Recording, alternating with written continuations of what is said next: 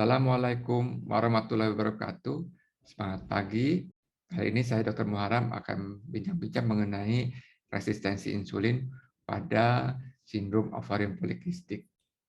Ya, jadi sindrom ovarium polikistik ini dapat terjadi pada 8-13% wanita usia reproduksi, ya, di mana pada sindrom ovarium polikistik ini terjadi gejala-gejala akibat adanya kelebihan androgen dan disfungsi ovarium, ya. Jadi kita bisa melihat adanya tumbuhnya bulu atau hirsutisme, ya. Kemudian juga ovulasi yang terganggu, dan juga kalau kita lihat dari bentuk di USG terdapat folikel-folikel kecil atau kita sebut polikistik ovarium.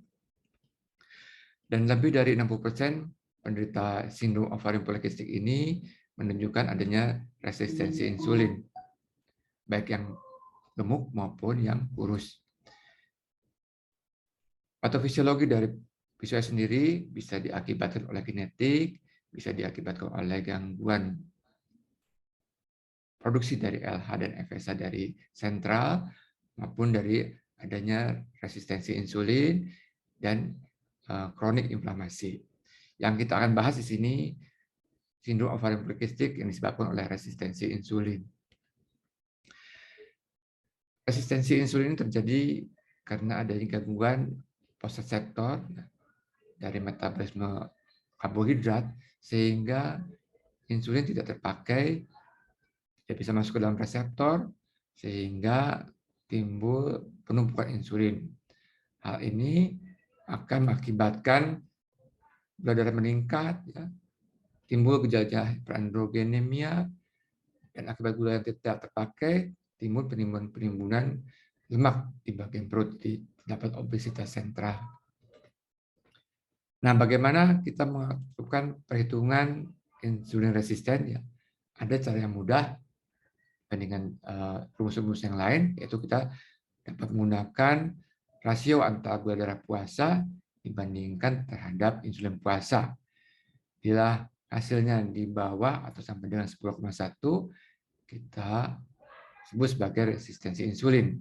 Rumus ini mempunyai sensitivitas sekitar 90,2%, spesifitas sekitar 90,9%, nilai duga positif sekitar 87,8%, nilai duga negatifnya sekitar 90,9%. Ya.